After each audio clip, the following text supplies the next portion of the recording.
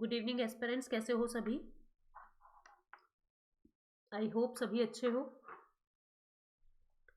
कैसे हो सभी? आवाज़ आ रही है प्रॉपर तरीके से? Very good evening Geeta. आवाज़ आ रही है आप लोगों को?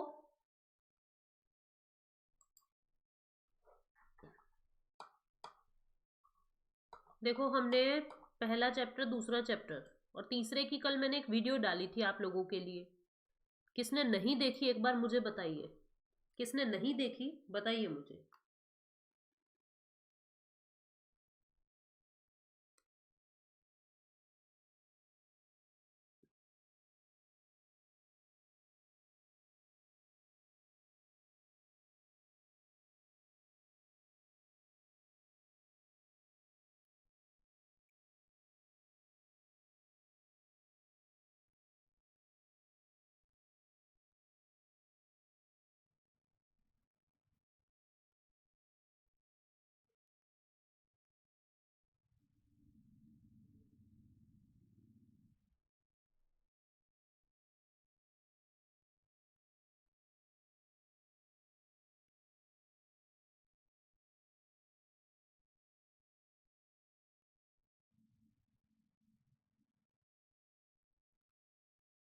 देख ली ना? किस किसने देख ली है वीडियो, प्लीज़ मुझे बताइए।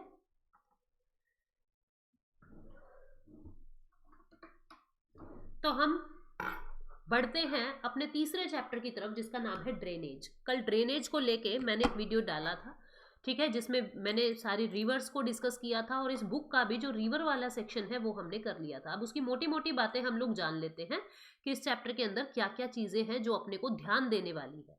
ठीक है, तो चैप्टर क्या है? ड्रेनेज यानी कि निकासी। अब एक एक करके, ठीक है, कोई बात नहीं, कोई बात नहीं, भावना देख जरूर लेना, ठीक है। हेलो अंशिका। अभी ध्यान देना स्टूडेंट्स, बिल्कुल ध्यान से आप लोगों को चीजें करनी है। एक एक शब्द इंपॉर्टेंट बताऊंगी और आज कंसेप्ट अपने को समझने हैं, ठीक है, तो कंसेप्ट भी आगे के समझाऊंगी। जल निकासी शब्द किसी क्षेत्र की नदी प्रणाली का मतलब कि ड्रेनेज का मतलब क्या होता है? जैसे ये एक नदी बह रही है, ठीक है, ये नदी कितने क्षेत्र पे कवर कर रही है, कितने एरिया को कवर कर रही है। भाई इसकी जो सहायक नदी है वो यहाँ भी जा रही है, इसकी सहायक नदी यहाँ भी, यहाँ भी, यहाँ भी।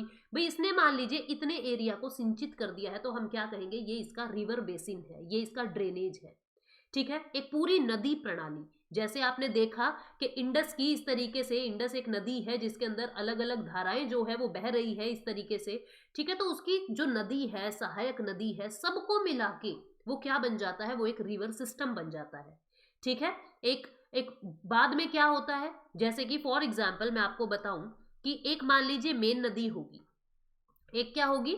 एक मेन नदी होगी और उस मेन नदी की बहुत सारी सहायक नदियां भी होगी, उस मेन नदी की बहुत सारी सहायक नदियां भी होगी। एक मिनट रुकना, मैं पेजेस ऐड कर लूं।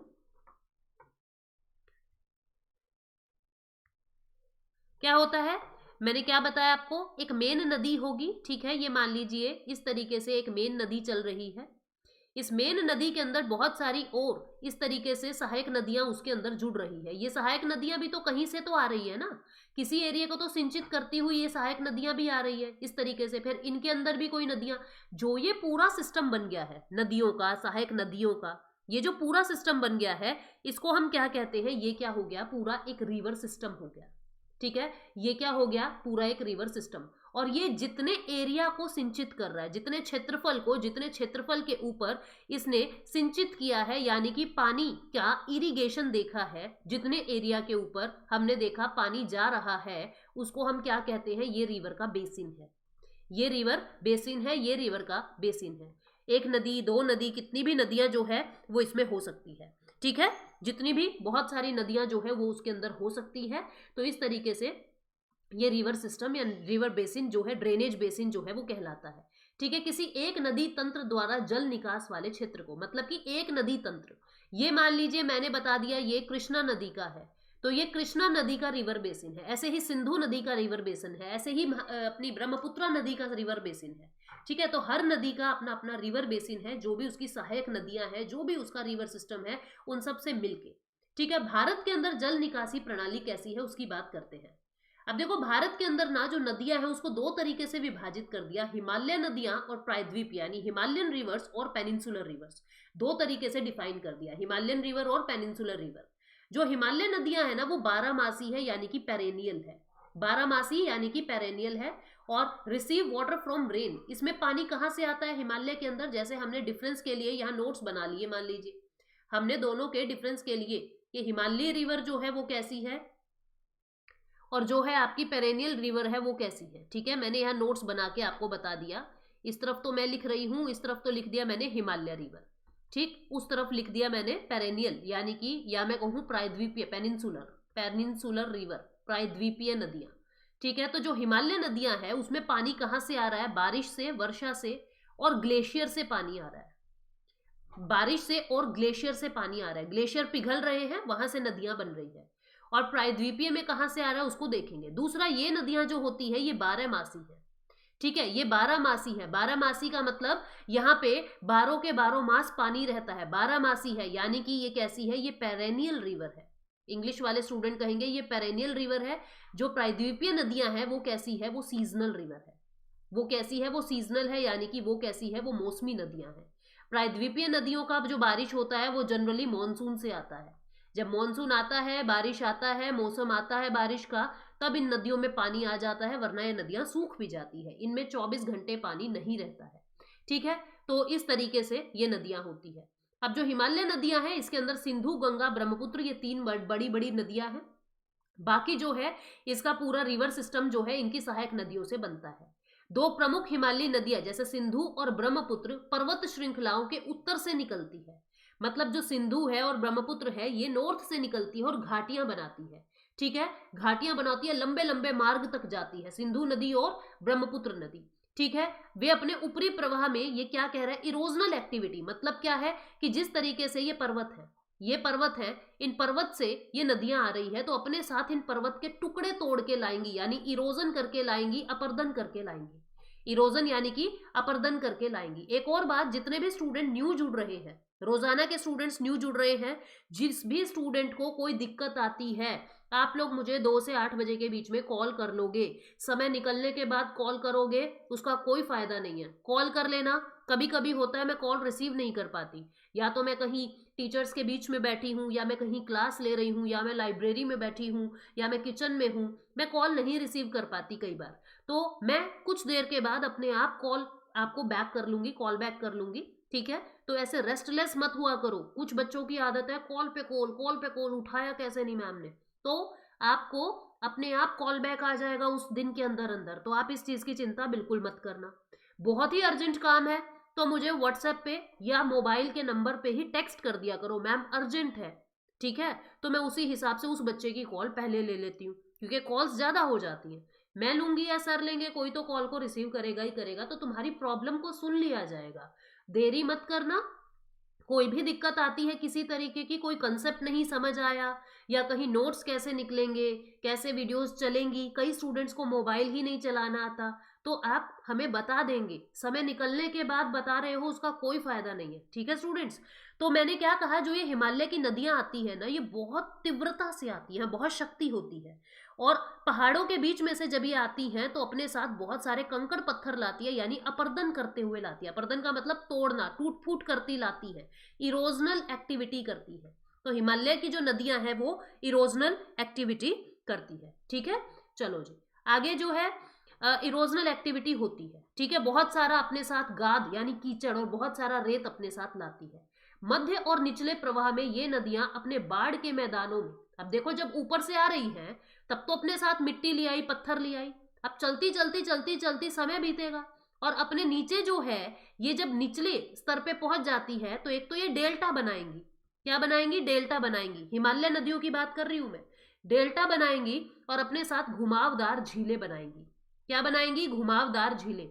मैं आपको बताती हूँ, हालांकि क्लास 11 के अंदर अपना ये चैप्टर है, क्लास 11 के अंदर अपना एक चैप्टर है।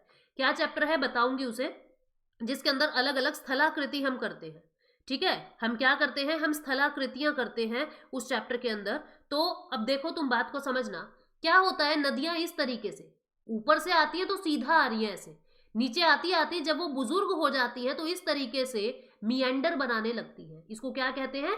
मिएंडर। ठीक है, मिएंडर बनाने लगती है। हिंदी में भी इसको मिएंडर या सर्पिलाकार रास्ता जो है वो बनाने लगती है। पानी की नदियां, ठीक है, अपने यहाँ पे सर्पिलाकार रास्ता जो है वो बनाने लगती है। अब होता क्या है स्टूडेंट्स, कभी कभी क्या होता है, ये सर्पिलाकार कुछ ज्यादा ही सर्पिला हो जाता है, इस तरीके से, इस तरीके से, ठीक है, और धीरे धीरे ये वाला हिस्सा जो है वो आपस में मिलके ये अलग ही हिस्सा कट जाएगा, ये अलग ही हिस्सा कट जाएगा। ठीक है,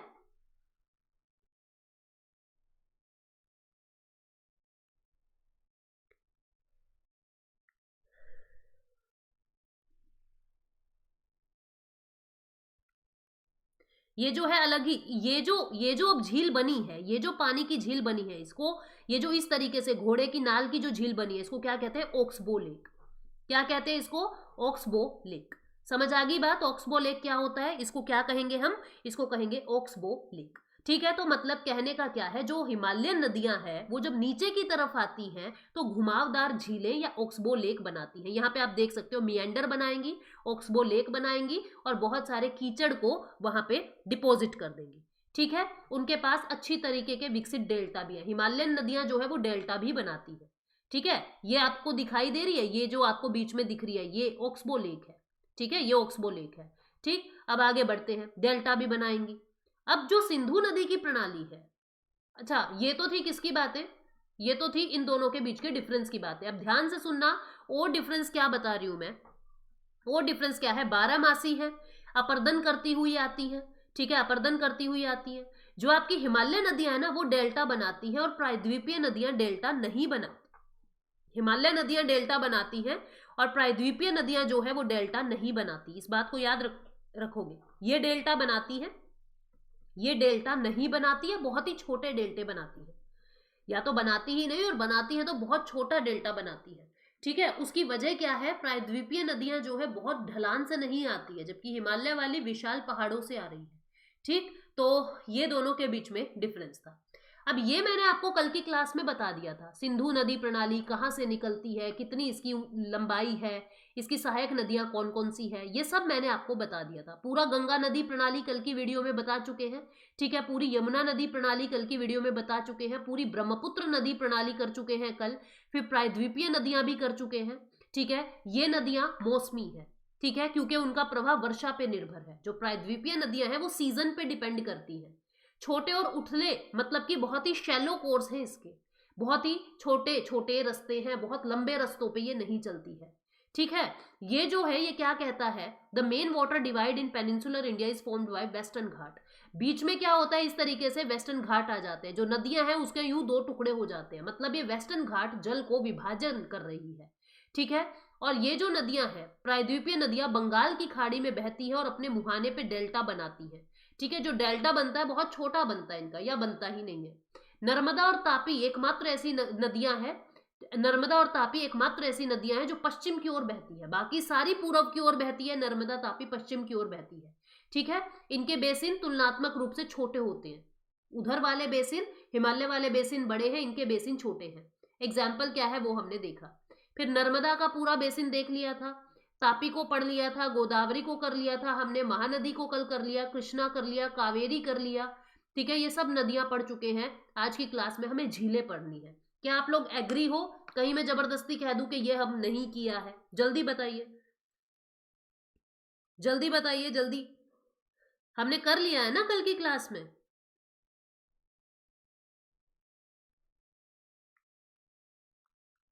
देख लेना तुम, उसमें किया हुआ है ये सारा, ये के ये नोट्स हम लोगों ने किए हुए हैं। ठीक है, अब झीलों की बात करते हैं। कहते हैं कुछ झीलें जो हैं वो एक दूसरे से भिन्न होती है। कुछ नदी कट ऑफ बनाती है, मतलब कि कुछ जो है ऑक्सबो लेक्स बनाती है। अभी अभी मैंने आपको समझाया, कुछ ही शेप की ऑक्सबो लेक होती है।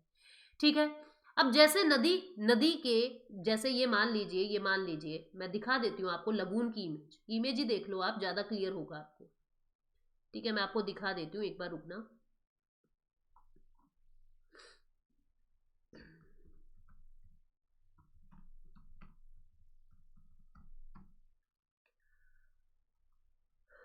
देखो भाई,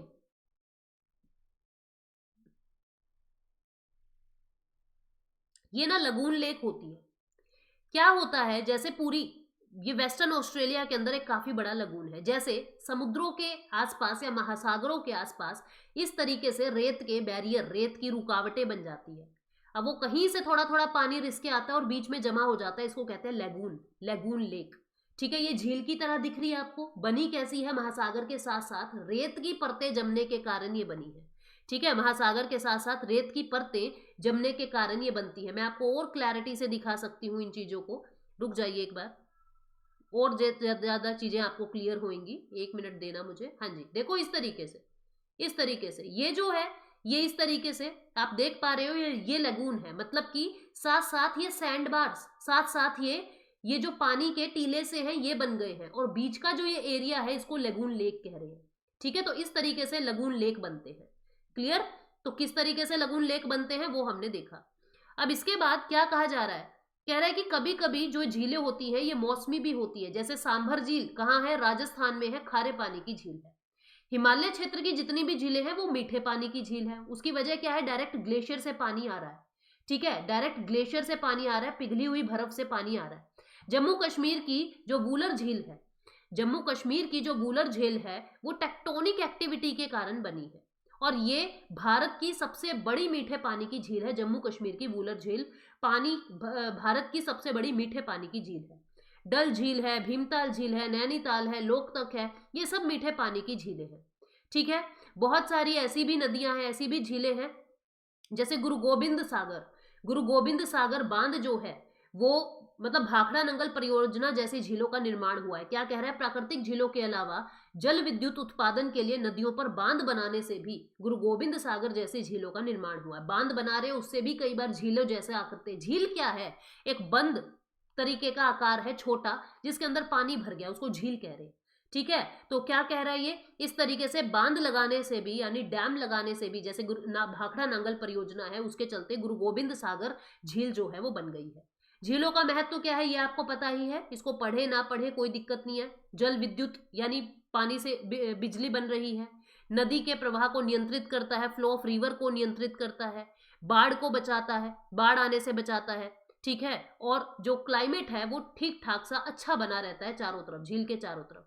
अर्थव्यवस्था में नदियों की क्या भूमिका है, क्या कहता है ये, नदियों का पानी एक बुनियादी प्राकृतिक संसाधन है, नेचुरल है। नदी का पानी इंसान लेके तो आया नहीं है, भगवान की देन है, प्राकृतिक संसाधन है। सिंचाई में, नेविगेशन में, जल विद्युत में, इन सब में इसकी यूज जो होता है। जहां जहां नदियां पाएंगी वहां वहां आबादी ज्यादा मिलेगी। नदी का प्रदूषण कैसे कैसे होता है आप लोग जानते हो, इसको ना भी पढ़े तो कोई दिक्कत नहीं है।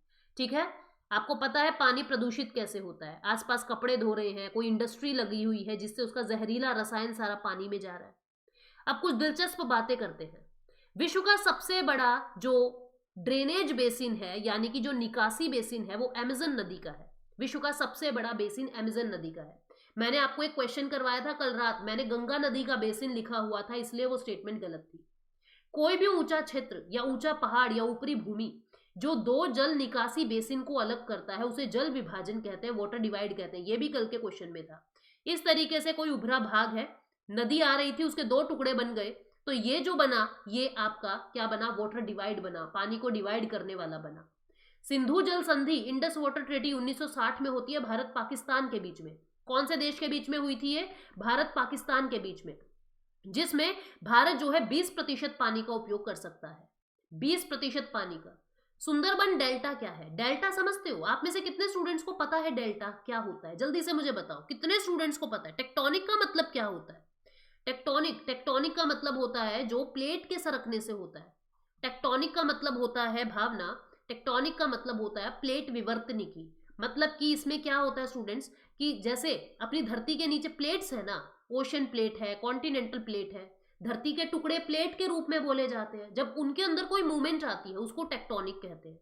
तो क्या हुआ था वूलर झील के अंदर, इस तरीके से जैसे ये धरती है, डाइवर्जेंस हो गया था, मतलब कि ये टूट के दो अलग अलग प्लेट्स में बट गई थी, जिसके कारण उस झील का निर्माण हुआ था बीच में।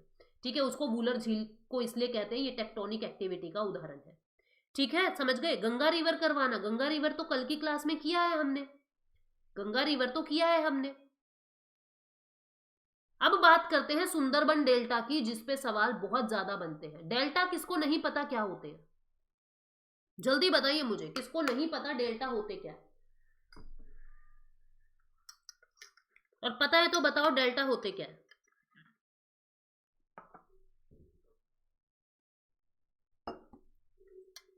गंगा और ब्रह्मपुत्र मिलके मजुली द्वीप बनाती है, ऐसा तो नहीं है गंगा और ब्रह्मपुत्र मिलके मजुली द्वीप बनाती है। मजुली आइलैंड जो है ब्रह्मपुत्र नदी के अंदर है। मजुली द्वीप जो है ना ममता, वो ब्रह्मपुत्र नदी के अंदर है।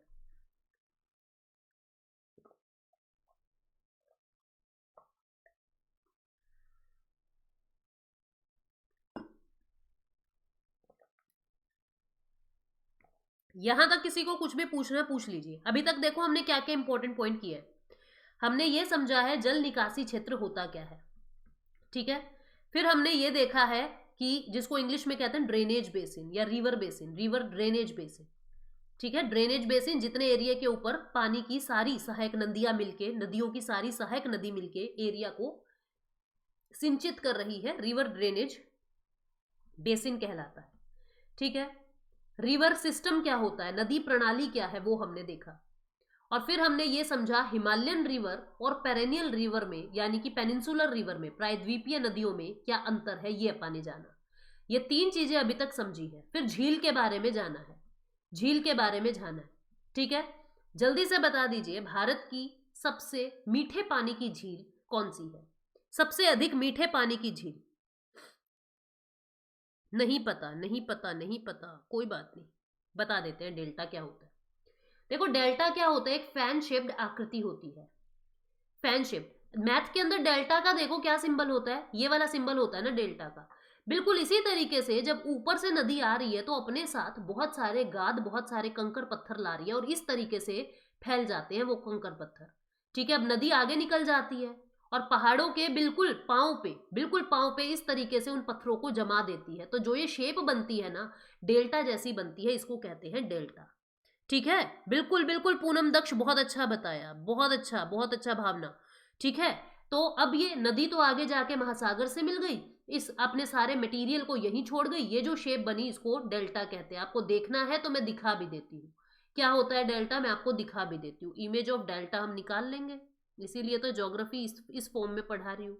इमेज ऑफ डेल्टा जो है वो हम निकाल लेंगे 1 मिनट में। देखो ये डेल्टा बन गया, समझ आया, ये डेल्टा बन रहा है, देखो इसको हम बड़ा कर लेंगे, ये इस तरीके से देखो। भाई इतना बड़ा मत हो तुम, देखो ये जो शेप दिख रही है आपको, ये कैसी शेप है, ये अपने साथ ये जो कीचड़ गाद लेके आए हैं। अब नदी तो आगे जाके मिल गई समुद्र में, उस गाद को यहीं छोड़ दिया, ये क्या है, ये डेल्टा है, ठीक है। इस तरीके से ये इमेज जो है वो डेल्टा बनाती है, ठीक है। रिवर डेल्टा क्या होता है वो हमने समझा।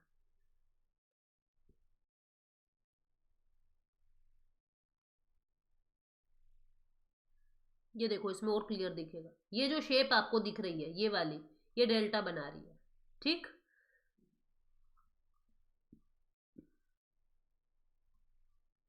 ये सब डेल्टा बन रहा है, आप देखो वही शेप बन रही है बिल्कुल इसी तरीके से, तो इसको डेल्टा कहते हैं। अब सुंदरबन डेल्टा क्या है, Wular lake, very good very good very good very good. अच्छा यूं बताना, जो वो है जितनी भी, आपका फर्स्ट डे है अंशिका, मुझे याद है, मुझे पता है, वेरी गुड। अब यूं बताओ मुझे कि जो हिमालय की नदियां हैं वो खारे पानी की नदियां क्यों है, सॉरी हिमालय की नदियां मीठे पानी की झीलें क्यों बनाती है। जो हिमालय के अंदर जितनी भी झीलें हैं हिमालयन साइड में, वो मीठे पानी की झील क्यों बनाती है, क्या रीजन है। मान लीजिए असर्शन रीजन में आ जाता है, वृद्धावस्था में आ जाती है तब डेल्टा बनता है, यस, क्योंकि अब उसमें क्षमता नहीं होती। देखो ममता ने बहुत सही बताया कि जब नदियां वृद्धावस्था में आ जाती है ना, बूढ़ी हो जाती है, तब वो डेल्टा बनाती है। उसकी वजह क्या है, जब नदियां जवान है तब तो अपने साथ वो पत्थर को, कंकड़ को उठा के ले आएगी, लेकिन जब नदियां बूढ़ी हो गई तो अब उसमें क्षमता नहीं है और कीचड़ विचड़ अपने साथ ले जाने की, तो वो उसको वहीं छोड़ देती है। इसीलिए जब नदियां वृद्धावस्था में होती है ना तभी डेल्टा बनाती है, ठीक है। आपको ये बताना है कि हिमालय की झीलें मीठे पानी की क्यों है। उसका रीजन ये है क्योंकि वो ग्लेशियर से बन रही है, बर्फ के पिघलने से बन रही है, ठीक है, अब सुंदरबन डेल्टा की बात करते हैं। सुंदरबन ये वेस्ट बंगाल एरिया की बात हो रही है। किसकी? वेस्ट बंगाल एरिया की बात हो रही है। और यहाँ पे ना अलग ही तरीके की प्रजाति पाई जाती है। इसका जो नाम है ना सुंदरबन, ये सुंदरी नामक पेड़ से लिया है। यहाँ पे एक पेड़ था सुंदरी नाम का। ये जो पेड़ है ये दलदली भूमि में अच्छी तरह उगता है। ठीक है, दलदली भूमि में। इसको मैंग्रोव भी कहते हैं, मैंग्रोव के लिए भी जाना जाता है। मैंग्रोव के लिए, जो मैंग्रोव क्या होते हैं? दलदली भूमि में उगने वाले पेड़ होते हैं। वेरी गुड, क्योंकि ग्लेशियर से निकलती है। बहुत बढ़िया। ये दुनिया का सबसे बड़ा और सबसे तेजी से बढ़ने वाला डेल्टा है। रॉयल बंगाल टाइगर यहीं रहते हैं। दुनिया का सबसे बड़ा डेल्टा है ये। ठीक है, दुनिया का सबसे बड़े बेसिन क्षेत्र का नाम बताओ, सबसे बड़े रिवर बेसिन क्षेत्र का नाम बताओ, जल्दी से बताओ। अभी मैंने आपको बताया था। अगला पॉइंट जो आपको याद करना है, नमामि गंगे कार्यक्रम। ये जून 2014 में केंद्र सरकार ने चलाया था। इसका काम क्या है? गंगा नदी के प्रदूषण को कम करना। घाट पे जो लोग पूजा करते हुए इतनी सारी बत्ती बत्ती उसमें डाल देते हैं, इतना सारा उसके अंदर कूड़ा करकट डाल देते हैं, तो उस चीजों को रोकना। ठीक है, ब्रह्मपुत्र को, अगला पॉइंट क्या याद करना है? ब्रह्मपुत्र को तिब्बत में सांगपो के नाम से जानते हैं। इंग्लिश में क्या कहेंगे इसको? यहां लिखा भी होगा सैंगपो के नाम से। ब्रह्मपुत्र को तिब्बत में सैंगपो के नाम से जानते हैं और बांग्लादेश में जमुना के नाम से जानते हैं। ब्रह्मपुत्र को तिब्बत में सैंगपो के नाम से और बांग्लादेश में जमुना के नाम से जाना जाता है। मध्य प्रदेश सरकार द्वारा नमामि देवी नर्मदे नामक योजना चलाई गई है, जिससे नर्मदा नदी का संरक्षण किया है। देखो, गंगा नदी का संरक्षण तो केंद्र सरकार कर रही है। मध्य प्रदेश की सरकार नर्मदा नदी का संरक्षण करने के लिए नमामि देवी नर्मदे ये योजना चलाई है। कौन सी सरकार ने? मध्य प्रदेश की सरकार ने। इस बात को याद रखोगे। ठीक है, समुद्र क्या होते हैं? बड़ी झील को समुद्र कह देते हैं, जैसे कैस्पियन, अरल सागर। ठीक है, कैस्पियन, मृत सागर, डेड सी। कावेरी नदी जो है, क्या कह रहा है ये अगला पॉइंट, कि कावेरी नदी भारत का दूसरा सबसे बड़ा झरना बनाती है, जिसे शिव समुद्रम झरने के नाम से जानते हैं। देखो कितना इंपॉर्टेंट पॉइंट है। कावेरी नदी भारत का दूसरा सबसे बड़ा झरना बनाती है, जिसको शिव समुद्रम झरना कहते हैं। आपको बताना है पहला बड़ा झरना कौन बनाता है। कल का होमवर्क दे रही हूं, पहला बड़ा झरना कौन बनाता है। ठीक है, पहला बड़ा झरना कौन बनाता है ये आपको बताना है। ठीक, अब ये क्या कह रहा है? कहता है कि झरने से उत्पन्न जो भी जल विद्युत ऊर्जा है वो मैसूर, बेंगलुरु के अंदर कोलार फील्ड को आपूर्ति करती है। Kolar gold field south India के अंदर है। ठीक है, मैसूर, बेंगलुरु, यहां से पानी मिलता है कावेरी नदी के शिव समुद्रम झरने से। पश्चिमी घाट और अरब सागर के बीच तटीय मैदान बहुत संकीर्ण है, वेरी नैरो है। ये कोई ज्यादा इंपॉर्टेंट पॉइंट नहीं है। अमेज़न बेसिन बहुत बढ़िया, अमेज़न बेसिन दुनिया का सबसे बड़ा वो है। ठीक है, तो ये सारी बातें अपने को पता होनी चाहिए। अब अगला क्वेश्चन का अपना जो अगला चैप्टर है दैट इज क्लाइमेट, जलवायु। चंडीगढ़ पीआरटी के अंदर ये सारे चैप्टर्स लिख के दिए हुए हैं। ठीक है, आज एक वीडियो बनाऊंगी जिसके अंदर मैं ये सारे एक्सप्लेन करूंगी, कहाँ से क्या करना है आपको, क्या, और कोई अलग बैच लेने की जरूरत नहीं है, इसी के अंदर आपका सिलेबस पूरा होगा। अब देखो, दो शब्द होते हैं स्टूडेंट्स। अगले चैप्टर पे चलते हैं। इस चैप्टर में किसी को कुछ पूछना है तो पूछ लीजिए, किसी को भी कुछ पूछना है तो पूछ लीजिए। मैं अब आपको क्लाइमेट चैप्टर करवा रही हूँ। चैप्टर का नाम है क्लाइमेट, यानी कि जलवायु। किसी को कुछ पूछना है तो पूछ लीजिए, फिर बेसिक्स बताऊंगी अगले चैप्टर को समझने के लिए, बहुत ज्यादा जरूरी है। Dhauladhar, yes, very good. किसी को कुछ पूछना है?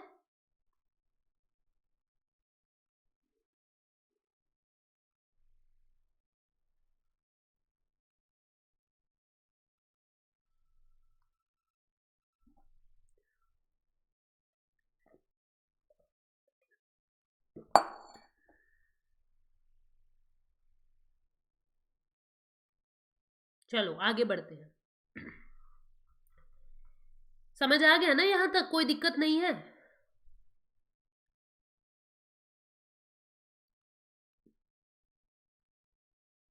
दो शब्द हैं, एक को कहते हैं क्लाइमेट यानी जलवायु, और एक शब्द जिसको कहते हैं वेदर यानी कि मौसम। दोनों में क्या फर्क है?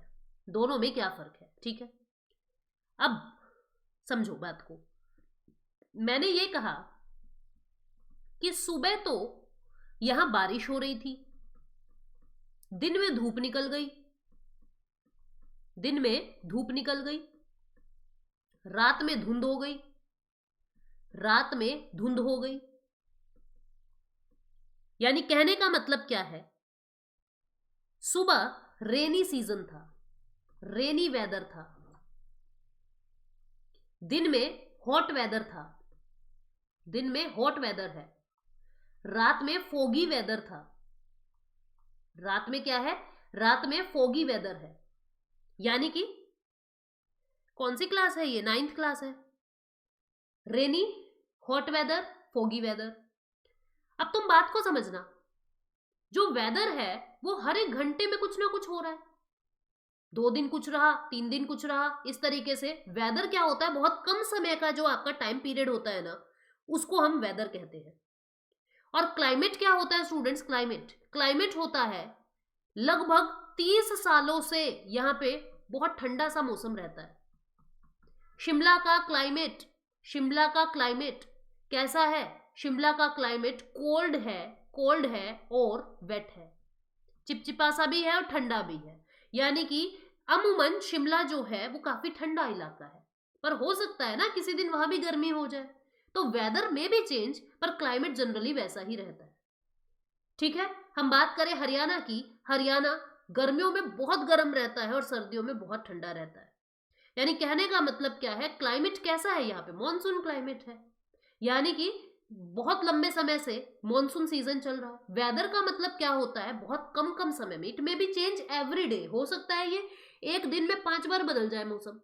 ठीक है, क्लाइमेट, लेकिन क्या कहते हैं, वहां की जलवायु कैसी है, वहां की आर्द्र जलवायु, अभी ज्यादातर ना वहां बारिश ही रहती है, तो इसको हम कहते हैं लॉन्ग टर्म कंडीशन क्लाइमेट, और वेदर को कहते हैं शॉर्ट टर्म कंडीशन। ठीक है, ठीक है मेरे पास पूनम, मैं आपको सेंड कर दूंगी, मतलब ग्रुप में ही डाल दूंगी पीडीएफ बना के, कोई दिक्कत नहीं। अब आगे बढ़ते हैं, तुम देखना आगे। ये हमने पढ़ा वेदर क्या होता है, हमने पढ़ा क्लाइमेट क्या होता है। अब ध्यान से सुनना बिल्कुल एक एक बात। अब ये अपनी धरती है, ठीक है, इस धरती पे ये क्या है, ये 0 डिग्री इक्वेटर है, दिस इज 0 डिग्री इक्वेटर। अब जो विंड है ना, विंड, एयर और विंड में क्या फर्क है, 2 चीज है, एयर है और विंड है। विंड कहते हैं बहती हुई हवा को, जो हवा बह रही हो, बहती हुई हवा को हम विंड कहते हैं, और गैसों के मिश्रण को हम एयर कहते हैं। आप जहां पे बैठे हैं अभी, जिस भी रूम में, जहां लाइब्रेरी में, जहां अपने बेड पे आप बैठे हो, वहां भी एयर है, लेकिन घर के बाहर निकलोगे तो वहां आपको विंड मिलेगी, बहती हुई हवा मिलेगी। तो एक शब्द है एयर, एक शब्द है विंड।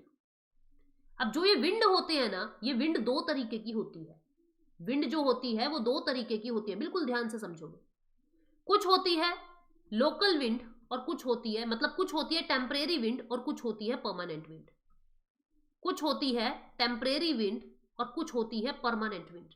ठीक है, परमानेंट विंड, जो टेम्परेरी विंड होती है जिसको कहते हैं अस्थाई, अस्थाई, और परमानेंट होती है स्थाई हवा, स्थाई पवने। टेम्परेरी होती है जैसे मॉनसून, मॉनसून 100 से 120 दिन रहेंगी ये हवाएं, फिर चली जाएंगी। लू कुछ ही समय तक रहती है, फिर चली जाएंगी। लेकिन परमानेंट विंड हमेशा के लिए रहती है, जैसे जैसे इनको क्या कहते हैं, आपने नाम भी सुने होंगे, ईस्टर्ली। क्या कहते हैं, ईस्टर्ली, और क्या कहते हैं, वेस्टर्ली, यानी कि पूर्वी पवने, इनको क्या कहते हैं, पूर्वी पवने। फिर क्या कहते हैं इनको, पछुआ पवने या पश्चिमी पवने, पछुआ पवनों के नाम से भी जानते हैं। तो पूर्वी पवने, पछुआ पवने, ये सब पवने जो होती है, ये कैसी पवने हैं, ये जो है ये परमानेंट विंड है, ये परमानेंट विंड है। ठीक है, तो 2 तरीके की विंड मैंने आपको बताया, टेम्परेरी और परमानेंट, और ईस्टर्ली और वेस्टर्ली वगैरह, ये आपको बताया। अब आगे बढ़ते हैं। अब देखो होता क्या है, हमने क्या किया हुआ है, हमने अपने जोन इस तरीके से बांटे हुए हैं धरती के ऊपर, ये जोन इस तरीके से बांटे हुए। ये क्या है, ये 23.5 डिग्री नॉर्थ है, जिसको हम क्या कह रहे हैं, जिसको हम कर्क रेखा कहते हैं। क्या कहते हैं, कर्क रेखा कहते हैं। उसके बाद 66.5 डिग्री नॉर्थ है, उसको हम क्या कहते हैं, उसको हम आर्कटिक वृत्त कहते हैं। आर्कटिक वृत्त, याद करो इन चीजों को, ये मैंने आपको समझाए थे। आर्कटिक वृत्त या आर्कटिक सर्कल कहते हैं, ना समझ आए उसी वक्त बोल देना। ये क्या है, ये कर्क रेखा है, यानी ट्रॉपिक ऑफ कैंसर है। ठीक है, ट्रॉपिक ऑफ कैंसर है। वो आर्कटिक सर्कल है। ऐसे ही तुम देखोगे नीचे जब चले जाएंगे हम, तो नीचे क्या है, ये 23.5 डिग्री साउथ है। क्या है, 23.5 डिग्री साउथ है। इसको क्या कहते हैं, ये मकर रेखा है, ट्रॉपिक ऑफ कैप्रिकॉर्न है। ठीक है, ट्रॉपिक ऑफ कैप्रिकॉर्न है। और फिर उसके बाद मकर रेखा के बाद अगला क्या है, अगला है अंटार्कटिक व्रत, अंटार्कटिक सर्कल, ये हमने पढ़े थे, अंटार्कटिका सर्कल। ठीक है, अंटार्कटिक व्रत, इसको कहते हैं 66.5 डिग्री साउथ। अब आगे व्यापारिक विंड कैसी है बताऊंगी। ट्रेड विंड क्या होती है, ईस्टर्ली को ही ट्रेड विंड कहते हैं। अभी पढ़ेंगे, सारी विंड्स पढ़ेंगे, रुक जाओ एक बार। वैसे क्लास 11वीं में आएगा ये डिटेल में, पर इस चैप्टर को समझने के लिए जितनी चीजों की जरूरत है वो मैं आपको अभी बता रही हूँ। अब ध्यान से समझना बाकी बातों को। अब देखो होता क्या है, जो आपकी विंड है वो कैसे चलती है, मैंने पहले भी शायद एग्जाम्पल देके बताया हुआ है। ये झूला है, ठीक है, इस पे बच्चे यहां से चढ़ रहे हैं, इस तरीके से यहाँ पे चढ़े और फिर यहां से फिर स्लाइड कर गए। ठीक है, यहां से फिर इस तरीके से बच्चा स्लाइड कर रहा है, मतलब जो बच्चा है वो ए से बी पे जा रहा है, इस तरीके से जा रहा है, ऊंचाई से नीचाई की तरफ जा रहा है, ऊंचाई से नीचाई की तरफ जा रहा है। ऐसे ही जो विंड होती है वो कैसे चलती है, वो चलती है हाई प्रेशर से लो प्रेशर की तरफ। हाई प्रेशर से लो प्रेशर की तरफ हमेशा विंड चलेगी। विंड कैसे चलेगी, हाई प्रेशर से लो प्रेशर की तरफ चलेगी। अब ये प्रेशर क्या होता है और कैसे होता है ये प्रेशर, प्रेशर क्या होता है, आपके ऊपर अभी भी 1500 किलो पास्कल का प्रेशर है हवा का। जैसे जैसे ऊंचाई बढ़ती है वैसे वैसे एयर प्रेशर कम होता है। जैसे जैसे ऊंचाई बढ़ती है, ध्यान से समझोगे, जैसे जैसे ऊंचाई बढ़ती है वैसे वैसे एयर प्रेशर कम होता है। इसी वजह से क्या होता है, जब हम ऊपर जाते हैं तो अपने नक्सीरी आ जाती है, यानी कोई ना कोई जो अपनी नर्व है वो बर्स्ट हो जाती है, वो फट जाती है। उसका कारण क्या है, अभी आपकी बॉडी के जो सेल है, अभी अपनी बॉडी के जो सेल है, वो सेल और अपनी जो हवा है, बाहर की जो एयर है, जो एयर बह रही है, यानी कि जो बाहर का प्रेशर है, वायुमंडलीय दाब, एटमॉस्फेरिक प्रेशर जिसको कह रहे हैं, वायुमंडलीय दाब, ये दोनों एक दूसरे को बैलेंस कर रहा है। एटमॉस्फेरिक प्रेशर और अपनी बॉडी के सेल का प्रेशर एक दूसरे को बैलेंस कर रहा है। अब हुआ क्या, जैसे ही ऊंचाई बढ़ी आपके ऊपर हवा कम हुई, ऊपर जाओगे हवा थिन हो जाती है, पतली हो जाती है, जिसके चलते वायुमंडलीय दाब तो हो गया कम। पहले क्या हो रहा था, 50 किलो पास्कल ही हम लगा रहे थे, 50 किलो पास्कल ही हमारा वायुमंडलीय दाब था, जिसकी वजह से बैलेंस हो जाता था। अब आप ऊपर ऊपर ऊपर चले गए, ये केवल 2 किलो पास्कल हो गया। वायुमंडलीय दाब कितना हो गया, वायुमंडलीय दाब जो है वो केवल 2 किलो पास्कल हो गया। कितना हो गया, 2 किलो पास्कल हो गया। और हमारी बॉडी अभी भी 50 किलो पास्कल प्रेशर लगा रही है। तो वो प्रेशर लगाते लगाते लगाते लगाते जो अपनी सेल थे, जो अपने कोशिका थे, वो तो फटे तो गई ना, वो फट जाते हैं, जिसको हम कहते हैं नक्सीरी आ गई। ठीक है, तो प्रेशर क्या होता है, हर वक्त हवा आपके ऊपर एक दबाव बना रहा है, हर वक्त हवा आपके ऊपर एक दबाव बना रहा है। ठीक है, जैसे जैसे ऊंचाई बढ़ती है ये एटमॉस्फेरिक प्रेशर कम होता जाता है। तो आपको याद क्या रखना है, सबसे पहला पॉइंट आपको याद रखना है कि जो विंड है वो हमेशा हाई प्रेशर से लो प्रेशर की तरफ चलेगी। अब कहाँ पे हाई प्रेशर होगा, कहाँ पे लो प्रेशर होगा, उसकी बात करते हैं। ऊंचाई बढ़ने के साथ साथ प्रेशर जो है हवा का, एटमॉस्फेरिक प्रेशर, वो कम होता जाता है। कहाँ हाई प्रेशर होगा, कहाँ लो प्रेशर होगा, उसकी बात करते हैं। बिल्कुल ध्यान से समझना चीजों को, तभी चैप्टर समझ आएगा, वरना ऊपर से जाएगा। अब देखो क्या होता है, जहां पे गर्म हवा है, जहां पे टेम्परेचर ज्यादा है, जहां पे टेम्परेचर ज्यादा है, क्या हुआ, वहां पे हवा के पार्टिकल्स हल्के हो जाते हैं, हवा के पार्टिकल्स हल्के हो जाते हैं। चाय उबालते हो तो जो भाप बनती है वो ऊपर की तरफ ही जाती है या नीचे की तरफ आती है, आपको पता है ऊपर की तरफ जाती है। उसकी वजह क्या है, जैसे ही कुछ चीज गर्म हो रही है, हवा के पार्टिकल्स फैल जाते हैं और ये हल्के होके ऊपर उठने लगते हैं, ऊपर उठने लगते हैं। मतलब यहाँ के पार्टिकल सारे गायब हो गए, यहाँ के पार्टिकल सारे गायब हो गए, और ये सारे पार्टिकल्स कहाँ चले गए, ऊपर जाके इकट्ठे हो गए, ऊपर जाके इकट्ठे हो गए। और यहाँ क्या हो गया, यहाँ हो गया वैक्यूम, यहाँ हो गया खालीपन, यानी यहाँ क्या हो गया, यहाँ हो गया लो प्रेशर। तो जब कभी भी तापमान ज्यादा है वहां पे क्या होगा, वहां पे होगा निम्न दाब, निम्न दाब यानी कि लो प्रेशर होगा। जहां पे आपका तापमान ज्यादा है वहां पे निम्न दाब यानी कि लो प्रेशर होगा। बिल्कुल ऑपोजिट, जहां पे तापमान कम है, जहां पे ठंड है, जहां टेम्परेचर कम है, जहां पे ठंड है, वहां पे आपका प्रेशर जो है वो हाई होगा।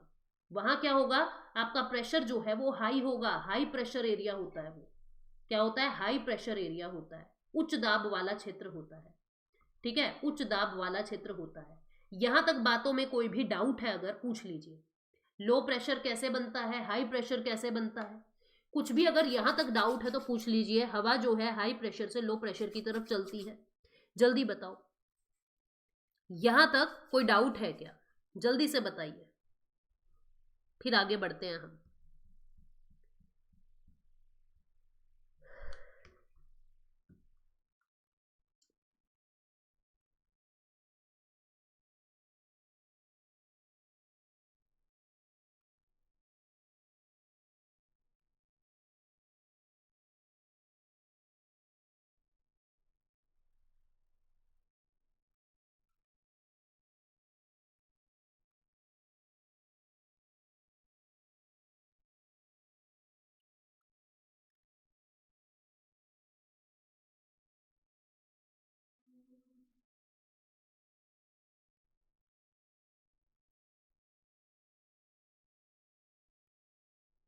कोई डाउट है क्या, जल्दी बोलो। नहीं है तो थम्स अप दो ताकि हम आगे चल सके। चीजों की अंडरस्टैंडिंग बनानी अपने को, रटना नहीं है चीजों को, क्योंकि अंडरस्टैंडिंग बेस पेपर आता है। स्पेशली जब केवीएस के पेपर में बैठोगे ना, तब तो तोते उड़ जाने हैं, इतना अंडरस्टैंडिंग बेस पेपर बनाते हैं वो। ठीक है, इतनी बातें समझ आ गई। अब एक और नई चीज समझते हैं, फिर चीजों को कनेक्ट करेंगे। एक और नई चीज है जिसको क्या कहा जाता है, जिसको कहा जाता है स्टूडेंट्स, जिसको कहा जाता है क्या,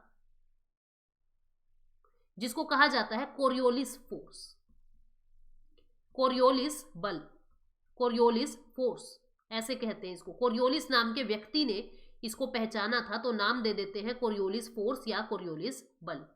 अब कैसे लगता है ये कोरियोलिस बल, उसको देखो। और किस कारण से बल लगता है, हमारी धरती जो रोटेट कर रही है, यानी कि जो धरती की घूर्णन चाल है, उसके कारण ये कोरियोलिस बल आता है। कोरियोलिस बल क्या करता है, अगेन रिपीट, क्या चीज रिपीट करूं, 3 बातें बताई है मैंने अंशिका। क्या क्या बताया है, एक तो ये बताया है कि हवा क्या होती है और वायु क्या होती है, पवन और वायु क्या होती है, एयर और विंड। फिर बताया कितनी तरीके की हवाएं होती हैं। फिर मैंने आपको ये बताया है जो हवा बहेगी वो हमेशा हाई प्रेशर से लो प्रेशर की तरफ चलेगी, हमेशा हाई से लो की तरफ चलेगी। लो प्रेशर कहाँ होगा, जहां तापमान ज्यादा होगा, जहां टेम्परेचर ज्यादा होगा वहां पे प्रेशर हमेशा कम होगा, जहां टेम्परेचर कम होगा यानी जहां ठंड होगी वहां पे प्रेशर हमेशा उच्च होगा। ये बात बताई है अंशिका। ठीक है, कर दिया मैंने रिपीट, 3-4 पॉइंट बताए थे। अभी देखो कोरियोलिस बल क्या होता है। कोरियोलिस बल क्या करता है, अपनी धरती की जितनी भी चीजें हैं उनको टेढ़ा कर देता है। क्या मतलब हुआ, टेढ़ा कैसे कर देता है, जितनी भी चीजें, हवा है, कुछ भी चीज है, नॉर्दर्न हेमिस्फीयर के अंदर, उत्तरी गोलार्ध के अंदर, उत्तरी गोलार्ध के अंदर, नॉर्दर्न हेमिस्फीयर के अंदर प्रत्येक चीज को ये क्लॉकवाइज घुमा देता है। कैसे, क्लॉकवाइज, घड़ी की दिशा में, घड़ी ऐसे चलती है ना, टिक टिक टिक टिक, इस तरीके से क्लॉकवाइज घुमा देता है।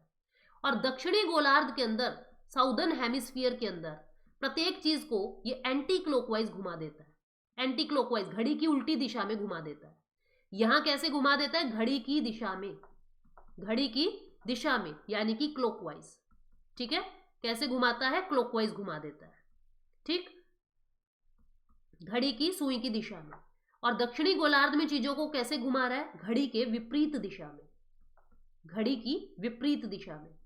तो तुमने एक बात को समझना, हमेशा हमेशा इस बात को समझना, उत्तरी गोलार्ध में कोई भी चीज ऐसे नहीं मिलेगी, ऐसे नहीं मिलेगी। ये कैसे घुमा देगा उस चीज को, ऐसे घुमा देगा। ठीक है, घड़ी की दिशा में घुमा देगा, इस तरीके से घुमा देगा चीजों को, इस तरीके से घुमा देगा। ठीक है, ये क्या है, ये कोरियोलिस बल है। और यहां पे कैसे घुमा देगा, यहां उल्टा घुमा देगा, यहां उल्टा घुमा देगा। ये चीज ऐसी थी, इसको ऐसे कर देगा। ठीक है, तो मतलब टेढ़ा कर देगा। दक्षिणी गोलार्ध में घड़ी की विपरीत दिशा में और उत्तरी गोलार्ध में घड़ी की दिशा में। इस तरीके से जो बल ये हवाओं को घुमा रहा है, चीजों को घुमा रहा है, इसको कोरियोलिस बल कहते हैं, इसको कोरियोलिस बल कहते हैं। अब देखो आगे बढ़ो, अब होगा क्या, समझना मेरी बात को। अब देखो, ये अपनी धरती है पूरी,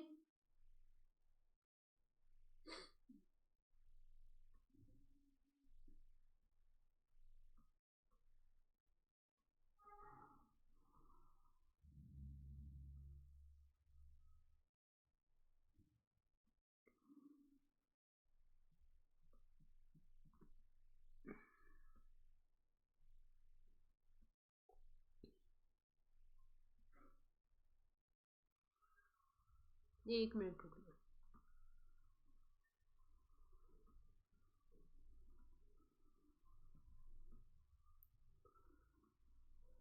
ये क्या है, ये अपनी धरती है पूरी, ठीक है। अब धरती है तो धरती है, ये क्या करेगा, ये इस तरीके से, ये क्या है, ये 0 डिग्री इक्वेटर है, ये क्या है, ये 0 डिग्री इक्वेटर है, ठीक है।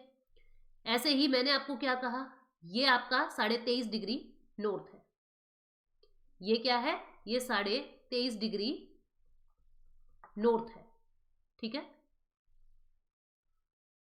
ये आपका 66.5 डिग्री नॉर्थ है।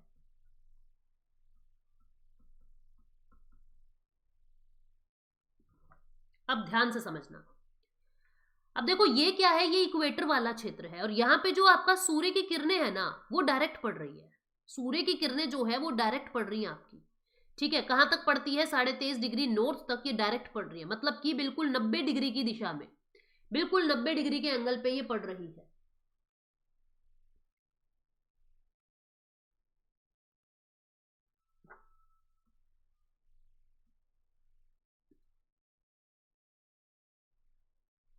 क्या हो रहा है, बिल्कुल 90 डिग्री के कोण पे ये जो है, ये इस तरीके से मैं आपको ड्रॉ करके दिखाती हूँ, रुक जाओ। ये बिल्कुल 90 डिग्री के कोण पे ये पड़ रही है, ठीक है। कहां तक, यहां पे आपकी जो ये है,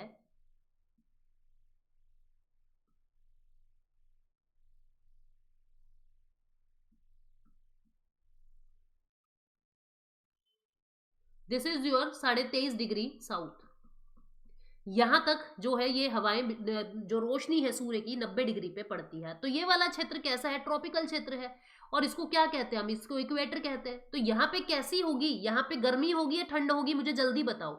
यहाँ पे गर्मी होगी या ठंड होगी, मुझे जल्दी से बताओ। इतने क्षेत्र में गर्मी होगी या ठंड होगी, जल्दी से बताओगे, फास्ट फास्ट फास्ट। इतने क्षेत्र में गर्मी होगी या ठंड होगी, इतने क्षेत्र में गर्मी होगी, क्योंकि सूर्य बहुत नजदीक है, बहुत सीधे रेखाएं पे पड़ रहा है। यहाँ टेम्परेचर कैसा होगा, यहाँ टेम्परेचर होगा ज्यादा, तापमान होगा ज्यादा, तापमान ज्यादा है तो प्रेशर कैसा होगा, प्रेशर होगा लो, प्रेशर कैसा होगा, लो, प्रेशर कैसा होगा, लो, ठीक है। समझ आ रही है बात, मतलब यहाँ पे तापमान ज्यादा है तो प्रेशर होगा लो, ठीक है। अब ये लो प्रेशर है, हवाएं ऊपर उठ के चली गई है, लो प्रेशर क्रिएट हो गया है, ठीक है। अब हवाएं ऊपर उठ के चल पड़ी है यहां से, यहाँ पे लो प्रेशर क्रिएट हो गया है, ये इस तरीके से कोरियोलिस बल इसको इधर मोड़ देता है।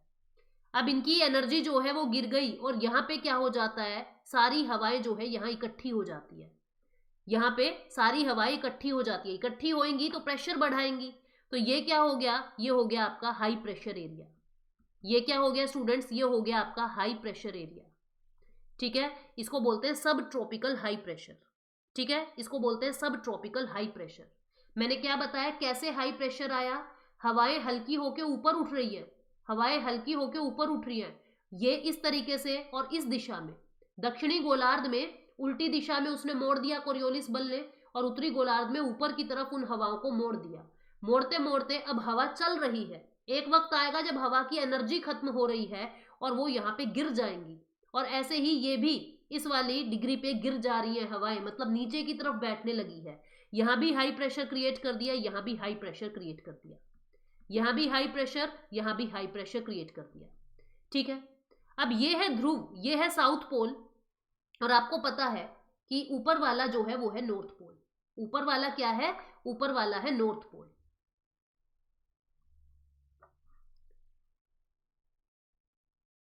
ये क्या है, ये है नॉर्थ पोल, ठीक है, उत्तरी ध्रुव और दक्षिणी ध्रुव। अब ध्रुवों पे तो बहुत ज्यादा ठंड है, ग्लेशियर है बहुत ज्यादा, ग्लेशियर है तो यहां कैसा तापमान होगा, यहां पे हाई प्रेशर होगा, यहां पे भी हाई प्रेशर होगा, यहां पे भी जो है वो हाई प्रेशर होगा। इतनी बातें समझ आ गई सबको, इतनी बातें समझ आ गई सबको कि यहां हाई प्रेशर, यहां हाई प्रेशर।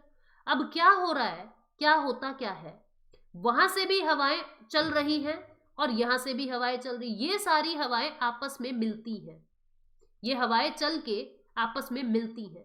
जब मिलेंगी, जब मिलेंगी तो आपस में टकरा के एकदम से ऊपर उठ रही है। ये हवाएं ऊपर से आई, यानी ठंडी हवाएं हैं जो ऊपर से आ रही है, ठंडी हवाएं हैं, और यहां से ये हवाएं जा रही हैं। ये दोनों हवाएं आपस में मिलके ऊपर उठ जाती हैं, आपस में टक्कर खा के ऊपर उठ जाती हैं। जब ऊपर उठ गई है हवाएं तो यहां पे फिर से क्या हो गया, लो प्रेशर क्रिएट हो गया। क्या हो गया, लो प्रेशर। फिर से समझो यहां पे क्या हो रहा था,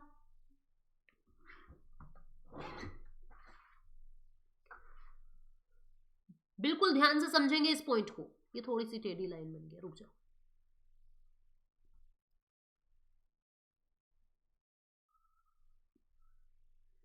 ये क्या है, ये 66.5 डिग्री साउथ है।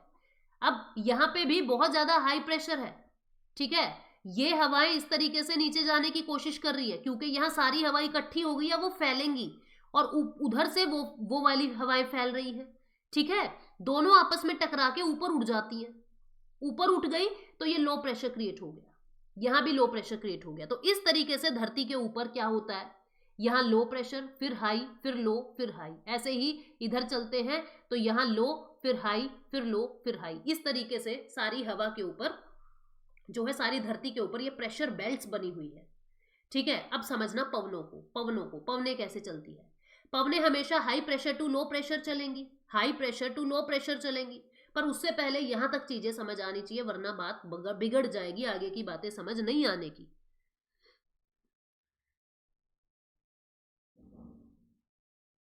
यहां तक चीजें समझ आ जानी चाहिए, नहीं तो आगे समझ नहीं आएगा।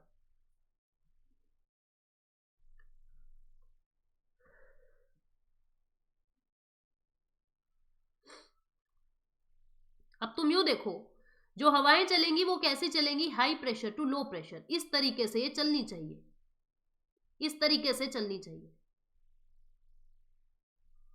ठीक है। और यहां भी हाई प्रेशर से लो प्रेशर ऐसे चलनी चाहिए, और ऐसे ही चलती हैं हवाएं, ऐसे ही चलती हैं हवाएं, ठीक है। लेकिन होता क्या है, कोरियोलिस बल इसको इस तरफ घुमा देगा, इस तरफ घुमा देगा, क्योंकि घड़ी की सुई की दिशा में घुमा रहा है। घुमा के देखो कैसे बन जाएगी, ये ऐसे बन जाएगी, ऐसे टेढ़ी बन जाएगी, है ना, ऐसे टेढ़ी बन जाएगी। इधर भी देखो ये टेढ़ी बन रही है, इस तरीके से आएंगी, ये घूम गई ना ये। और इधर क्या करेगा, इनको उल्टा घुमा देगा, इनको इस दिशा में घुमा देगा, यानी यहां ये इस तरीके से बन जाएंगी, सीधी ना होके कोरियोलिस बल इनको।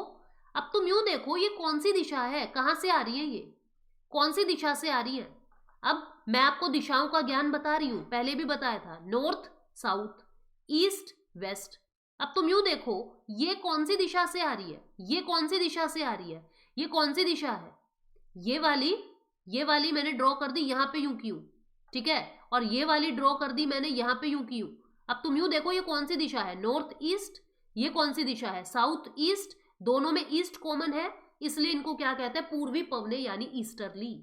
क्या कहते हैं इनको, पूर्वी पवने यानी कि ईस्टर्ली। मतलब जो ये वाला क्षेत्र है स्टूडेंट्स, जो ये वाला क्षेत्र है, ये पूरे का पूरा कैसा है, ये पूरे का पूरा आपका ईस्टर्ली वाला क्षेत्र है। यहाँ पे पूर्वी पवने चलती है और इन्हीं पूर्वी पवनों को ट्रेड विंड, व्यापारिक पवने कहा जाता है।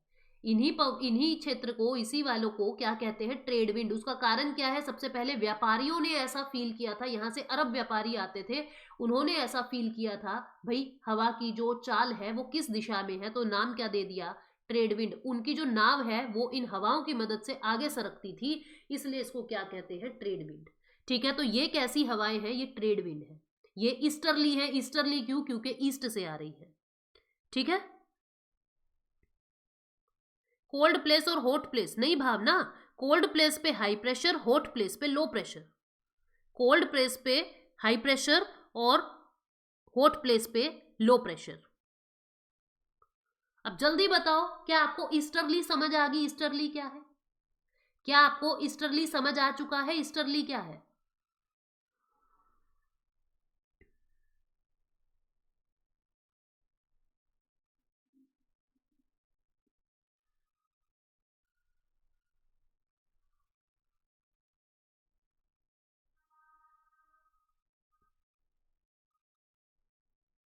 कोई डाउट है?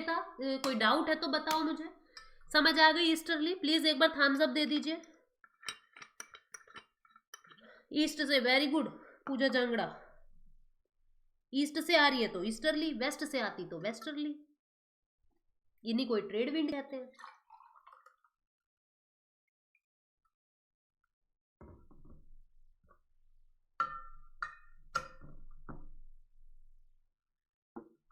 पूजा के अलावा बाकी लोग भी आंसर करें। पूजा जांगड़ा का आ चुका है थम्स अप, बाकी लोग भी। लक्षु भी समझ गए। अंशिका, इस पूरे कंसेप्ट को रिपीट करने को कोई नहीं कहेगा, इतना बड़ा कंसेप्ट है ये। पूरे अपने को 1 घंटा हो गया इसको समझते हो। समझ लिया तो अब चैप्टर हलवे की तरह लगेगा बिल्कुल।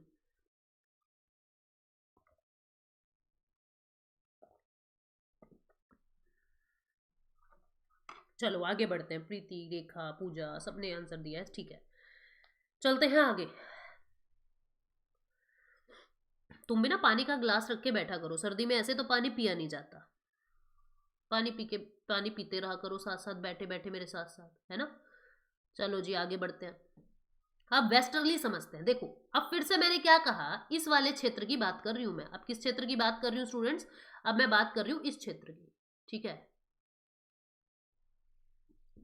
इस क्षेत्र की बात कर रही हूं मैं। यहां भी इस एरिया की बात हो रही है।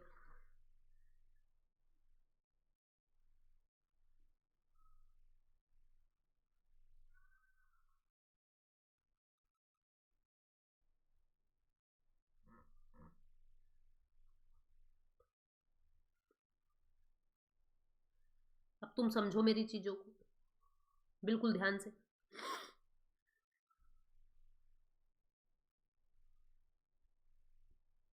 Yes, very good. चलो अभी आगे। पता है आप में से बहुत सारी लड़कियां ऐसी हैं जिन्होंने बहुत लंबे समय के बाद पढ़ाई शुरू की है, तो घबराना मत, सब साथ में है, चिंता ही नहीं है, सब समझ जाएंगे। अब देखो क्या हो रहा है, यहां भी जो हवाएं हैं वो हाई प्रेशर से लो प्रेशर पे ऐसे जानी चाहिए थी, ऐसे जानी चाहिए थी ना। ये हवाएं ऐसी जाने चाहिए थी, लेकिन जाएंगी कैसे? मैंने क्या कहा, ये इस दिशा में घूम जाएंगी, इस दिशा में घूम जाएगी। कोरियोलिस बल इनको ऐसे लेके जाएगा। ये हो गई ऐसे वाली, ठीक है, ये हो गई इस दिशा में। और ऐसे ही ये हाई प्रेशर से लो प्रेशर इधर भी ले जाओ, इधर भी ले जाओ। इनको किस दिशा में ले जाएंगे? उल्टी, घड़ी की उल्टी दिशा में ले जाएंगे, ऐसे। यानी कि ये ऐसे आएंगी, ये ऐसे आ रही है, ये यू टेढ़ी हो गई। कोरियोलिस बल कर रहा है ये सारा काम, टेढ़ा करने का काम, ठीक है। समझ गए बात को? अब तुम यूं देखो ये कौन सी दिशा है, ये कौन सी दिशा है? ये मैंने ड्रॉ कर दी, ये वाली दिशा मैंने ड्रॉ कर दी, ये कर दी मैंने यहाँ पे। और ये वाली जो इधर आपको दिखाई दे रही है, जिसको मैं मार्क कर रही हूँ अभी, मेरे पेन को देखो, ये वाली जो जिसको मैंने हाईलाइट किया है, ये वाली मैंने यहाँ ड्रॉ कर दी हूँ क्यों मैप में। ये लो जी, कर दी मैंने ड्रॉ। तो फिर ये कौन सी दिशाएं हैं? ये नॉर्थ वेस्ट है। ये क्या है? ये साउथ वेस्ट है, ठीक है। नॉर्थ वेस्ट और साउथ वेस्ट दोनों कहां से आ रही है? वेस्ट से आ रही है। तो नाम क्या दे दिया इनको? पछुआ पवने, वेस्टर्ली। क्या नाम दे दिया इनको? Westerly, westerly. ये क्या थी? ईस्टर्ली, ईस्ट से आ रही थी, अब वेस्टर्ली, ठीक है। Very good. आपका लड़का पानी लेके आया है। समझ रहे हो बात को? तो इस तरीके से ईस्टर्ली और वेस्टर्ली चलती है। तो ये है हवाओं का कंसेप्ट। अब ऐसे ही भारत के अंदर कैसी पवनें चलती है भारत में, या मैं कहूंगी सारे साउथ ईस्ट एशिया के अंदर मॉनसून वाली पवनें चलती है। मॉनसूनी पवनें क्या होती हैं, अब उसको करते हैं, ठीक है। मॉनसूनी पवनें क्या होती हैं उसको करते हैं। अब ध्यान से चीजों को पढ़ेंगे, चैप्टर को आगे बढ़ाएंगे, और फिर एक एक चीज जो है वो अपने को समझ आ जाएंगी। अब जो अपने जलवायु है, ये क्या कह रहा है? जलवायु का मतलब क्या है? क्लाइमेट का मतलब क्या है? Sum total of weather condition, सारी वेदर कंडीशन यानी लॉन्ग टाइम पीरियड को, बहुत लंबे समय से 30 सालों से एक जैसा मौसम है, 30 वर्ष से अधिक मौसम की स्थितियां और बदलाव के कुल योग को जलवायु, मतलब long term climate, short term जो होता है उसको वेदर कह रहे हैं। ठीक है, किसी पर्टिकुलर पॉइंट ऑफ टाइम पे जो स्थिति है उसको मौसम कह रहे हैं। ठीक है, इसके तत्व कंपोनेंट, अब हमने क्या देखा, टेम्परेचर की वजह से कम ज्यादा प्रेशर हो रहा है, प्रेशर की वजह से हवाओं के अंदर दिक्कत आ रही है, हवा का इंपॉर्टेंट रोल है, आर्द्रता का इंपॉर्टेंट रोल है। ठीक है, यानी प्रेसिपिटेशन कितनी वहां नमी है, ह्यूमिडिटी कितनी है, और प्रेसिपिटेशन यानी कि वर्षा कितनी है, वहां पे वर्षा, वर्षण, बारिश कितनी हो रही है। ये सारे फैक्टर्स ऐसे हैं जो आपके क्लाइमेट को प्रभावित करते हैं, जो आपकी जलवायु को प्रभावित करते हैं। ठीक है, जो आपकी जलवायु को प्रभावित करते हैं। तो इस तरीके से जलवायु और मौसम में क्या अंतर है वो हमने देखा। अब देखो भारत की जलवायु परिस्थितियों में क्षेत्रीय विविधता, भारत के अंदर क्या है, आप हरियाणा में आओगे, आप हमारी सिटी हिसार में आओगे, आपको पता लगेगा, दिल्ली में चले जाओ आप गर्मी में, जून में 50 डिग्री सेल्सियस तक टेम्परेचर पहुंच जाता है, पंजाब में 50 डिग्री सेल्सियस तक, और वहीं पे कश्मीर में आप चले जाओगे 20 डिग्री सेल्सियस के आसपास माइनस में टेम्परेचर जा रहा है। यानी कि गर्मियों में राजस्थान के रेगिस्तान के कुछ हिस्सों में 50 डिग्री सेल्सियस तक पारा पहुंच जाता है, और उसी समय जब राजस्थान में 50 डिग्री है, जम्मू कश्मीर के पहलगाम में 20 डिग्री पाएगा। इतनी ज्यादा वेरिएशन भारत के तापमान में है।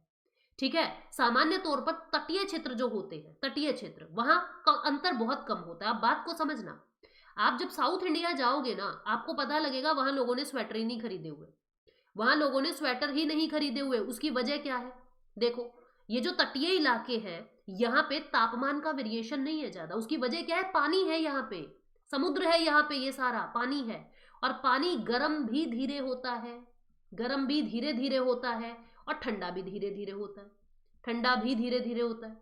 अब जब दक्षिण की तरफ आ रहा है, सूर्य जब दक्षिण की तरफ आ रहा है 30 या 30 से ज्यादा, लक्ष्य 30 या 30 से ज्यादा, एवरेज ले लेते हैं 30। अब देखो जब सूर्य दक्षिण की तरफ आ रहा है, ये पानी गर्म हो रहा है, इतने पानी गर्म होएगा, सूर्य दूसरी तरफ जाने लगेगा, फिर इसको ठंडा होने में वक्त मतलब ना तो ये पूरी तरीके से गर्म हो सका पानी, ना ही ये पानी पूरी तरीके से ठंडा हो पाता, जिसके कारण क्या होता है, यहाँ पे गर्मी में मान लीजिए आपको देखने को मिलेगा लगभग 30 डिग्री सेल्सियस, और आपको सर्दी में देखने को मिलेगा लगभग यही मैं कहूँ 18 डिग्री सेल्सियस। बस इतना वेरिएशन है। जबकि आप ऊपर चले जाओ जहां पे पानी नहीं है, जमीन के टुकड़े हैं, जल्दी से गर्म हो जाती है रेत, जल्दी से ठंडी हो जाती है, जो लैंड है जल्दी से गर्म हो जाती है, जल्दी से ठंडी। गर्मी के अंदर पहुंच गए 50 डिग्री सेल्सियस पे, सर्दी में पड़े हैं 1 डिग्री 2 डिग्री सेल्सियस पे, इतना ज्यादा अंतर है वेरिएशन में। तो जो तटीय इलाके होते हैं ना, वहां पे तापमान में ज्यादा अंतर नहीं होता। ठीक है, और जो आपके लैंड वाले एरिया है वहां पे तापमान में ज्यादा अंतर। ये असर्शन रीजन में स्टेटमेंट बन जाती है कि तटीय क्षेत्रों में यानी कोस्टल रीजन्स के अंदर लेस कंट्रास्ट देखा जाता है टेम्परेचर कंडीशन का। ठीक है, और जो देश के अंदरूनी हिस्से हैं वहां पे ज्यादा आपको कंट्रास्ट देखने को मिलेगा। अब बात करते हैं प्रेसिपिटेशन की यानी वर्षण की। वर्षण क्या कहता है, अब आप हिमालय के ऊपर, सबसे पहले यूं समझो ये वर्षा होती कैसे है, वर्षा होती कैसे है यानी कि बारिश होती कैसे है। हवा के अंदर कैपेसिटी होती है, हवा के अंदर क्षमता होती है पानी को एब्जॉर्ब करने की, पानी को एब्जॉर्ब करने की। ठीक है, अब ऐसे ही अब क्या हुआ, मेरे पास एक बैग है, मेरे पास एक बैग है, मैंने उसके अंदर सामान ठूस लिया, भर लिया पूरा। ठीक है, सामान भर लिया, टिफिन भी ले लिया, बॉटल भी डाल ली, मैंने मेरा मेकअप का सामान भी ले लिया, मैंने मेरा लैपटॉप भी उसी के अंदर डाल दिया, कपड़े भी उसी में डाल दिया, पानी वानी भी उसी में डाल दिया, खाने पीने का सामान, ड्राई फ्रूट्स उसी में डाल दिए, फिर फ्रूट्स भी उसी में डाल लिए। अब क्या होगा, अब ये भर गया पूरा, अब इस बैग में जगह ही नहीं है एक सुई भी डालने की। अब मैं इसमें फिर भी और सामान ठूसूंगी तो ये फटेगा, सारा सामान नीचे गिरेगा। बिल्कुल इसी तरीके से हवा की एक कैपेसिटी होती है, हवा की एक क्षमता होती है पानी को एब्जॉर्ब करने की। उसके बाद भी यदि वाष्प उस हवा में चलती जाएगी तो अब उसका सैचुरेशन आ चुका है, अब बस वो संलिप्त हो गई है, अब संतृप्त हो गई है, अब उसके अंदर और ज्यादा वो तृप्त हो चुकी है हवा, अब और ज्यादा पानी को एब्जॉर्ब करने की क्षमता नहीं है। वो क्या करेगी, पानी बूंदों के रूप में, अपने वाष्प को बूंदों के रूप में वापस धरती पे भेज देगी कि भैया हम में क्षमता नहीं है, बस अब तुम ले जाओ इस पानी को। वो फट जाएगा, यानी हवा फट गई, आप ऐसा मान के चलो समझने के लिए, और पानी अब एब्जॉर्ब नहीं कर पा रहा, इसको ही बारिश कहते हैं, इसको ही वर्षण कहते हैं। क्लास 11वीं में पढ़ेंगे ओला कब बनता है, ओलावृष्टि कब होती है, या स्नोफॉल कब होता है, या पानी की फुहारें कब आती है, मोटी बारिश कब आती है, इस तरीके से। ठीक है, आगे पढ़ेंगे हम। तो क्या कह रहा है ये, वर्षण। वर्षण यानी आप ये कहता है कि जब आप हिमालय पे जाओगे ना, आपको स्नोफॉल देखने को मिलेगा। वहां पे जो बारिश हो रही है वो बर्फ के रूप में हो रही है, डायरेक्ट बर्फ गिर रही है। ठीक है, हाँ जी, मैं तो मेकअप करती ही नहीं तुम्हें भी पता लग गया। हाँ, रख तो लेते हैं, करो ना करो, कोई और तो कर लेगा, कोई पूछ ले, लिपस्टिक लेके आए हो आप, किसी को लगानी हो, है ना। तो चलो, वर्षण अधिकतर हिमालय के ऊपरी हिस्सों में बर्फबारी के रूप में होता है, देश के बाकी हिस्सों में बारिश हो रही है, और हिमालय के अंदर हमने देखा स्नोफॉल हो रहा है। वार्षिक वर्षा, देखो सबसे ज्यादा वर्षा जो हो रही है ना, नॉर्थ ईस्ट में सबसे ज्यादा वर्षा होती है। ठीक है, हाँ जी बिल्कुल, जो नॉर्थ ईस्ट के अंदर, उत्तर पूर्व के अंदर सबसे ज्यादा वर्षा होती है। मेघालय में 400 सेंटीमीटर से भी अधिक। ठीक है, पश्चिमी राजस्थान में केवल 10 सेंटीमीटर। यानी हम कह सकते हैं कि ईस्ट से वेस्ट जब हम आ रहे हैं, समझ रहे हो ना, ईस्ट वेस्ट। बहुत सारे बच्चे ना समझ रहे हो तो मैं बता दूं उनको ईस्ट वेस्ट क्या है। ईस्ट से वेस्ट पे जब हम आ रहे हैं, दिस इज, ये देखो अरुणाचल प्रदेश, जब इससे इस तरफ हम आ रहे हैं तो बारिश, यहां पहुंच गए राजस्थान के अंदर, तो बारिश जो है वो कम होती जा रही है। यहाँ पे बहुत ज्यादा बारिश हुई, ये अरुणाचल, मेघालय, ये वाले एरिया है। यहां से यहाँ पे ईस्ट से वेस्ट पे जब आप आए हो तो बारिश जो है वो कम हो रही है। ठीक है, बारिश कम हो रही है, तो ये यहाँ बताया हुआ है। ज्यादातर जून, जुलाई, अगस्त, सितंबर, जुलाई, जून से सितंबर तक वर्षा होती है भारत में। तमिलनाडु के कुछ क्षेत्रों में अक्टूबर नवंबर में, जब मॉनसून जा रहा होता है तमिलनाडु के कुछ क्षेत्रों के अंदर, तब बारिश होती है अक्टूबर नवंबर। कहते हैं ना सर्दी में बारिश कहाँ होती है, तमिलनाडु में होती है। ठीक है, उत्तरी मैदानी भाग में पूर्व से पश्चिम तक वर्षा में कमी आती है। हमने अभी देखा, जब हम ईस्ट से वेस्ट पे आएंगे, ईस्ट से वेस्ट, तो रेनफॉल डिक्रीज होगा। ये बनती है स्टेटमेंट असर्शन रीजन की, तो इन बातों को याद रखना है अपने को। ठीक है, अभी आगे बढ़ रहे हैं। अब देखो, जलवायु नियंत्रण, क्लाइमेटिक कंट्रोल, कहता है 6 मेजर नियंत्रक हैं, 6 प्रमुख नियंत्रण है। अक्षांश क्या है, कहीं का लैटिट्यूड कितना है, कहीं की ऊंचाई कितनी है, ठीक है, एल्टीट्यूड कितना है, कहीं का दबाव कितना है, विंड सिस्टम कैसा है, समुद्र से कितनी दूरी है, महासागरीय धाराएं कैसी है, वहां की जो रिलीफ फीचर है, रिलीफ फीचर मतलब उबड़ खाबड़ जमीन है या समतल मैदान है, कैसा है, वहां का उच्चावच कैसा है। इन सब चीजों के ऊपर डिपेंड करता है किसी भी जगह का क्लाइमेट। अब तुमको पता है ना, अभी अभी हमने समझा कि भाई देखो, जब जो अगर कोई व्यक्ति का घर यहाँ पे बना हुआ है, अगर कोई व्यक्ति का घर यहाँ पे बना हुआ है तो उसका क्लाइमेट क्या होगा, गर्मी बहुत होगी। और अगर किसी व्यक्ति का घर यहाँ बना हुआ है, उसको क्या होगा, बहुत ज्यादा ठंडी होगी। यानी कि जब इक्वेटर्स जो है वो मैटर करते हैं। ठीक है, इक्वेटर मैटर करते हैं, आप कौन से इक्वेटर पे रहते हो, कि कौन सा इक्वेटर है आपका, उससे आपकी जलवायु, आपका क्लाइमेट चेंज हो रहा है। ऐसे ही ऊंचाई, ऊंचाई कितनी बढ़ रही है, कितनी घट रही है, आप कितनी ऊंचाई पे रहते हो, कितनी नीचाई पे रहते हो, इससे भी क्या होता है, इससे भी आपकी जलवायु पे प्रभाव पड़ता है, इससे भी आपकी जलवायु पर प्रभाव पड़ता है। ठीक है, ऐसे ही समुद्र से कितनी दूर हो, समुद्र से कितनी दूर हो, और जो महासागर आपके पास लगता है वो ठंडी धारा का है कि गर्म धारा का है। ठंडी धारा का है तो वहां पे शुष्क मिलेगा, सब कुछ ठंड मिलेगी, शुष्क मिलेगा। गर्म धारा का है तो वहां पे गर्मी मिलेगी। इस तरीके से जलवायु नियंत्रण में ये 6 मेजर कंपोनेंट होते हैं। ठीक है, due to curvature of earth, पृथ्वी की वक्रता के कारण, the amount of solar energy received varies according to latitude. क्या कह रहा है, कितनी आपको सूर्य की ऊर्जा मिलेगी ये भी आपके अक्षांश पे और ऊंचाई पे निर्भर करता है। बिल्कुल सही बात है, ऊंचे अक्षांश पे आप जाओगे, 80 डिग्री नॉर्थ की बात कर रहे हो, सूर्य की ऊर्जा नहीं मिलेगी।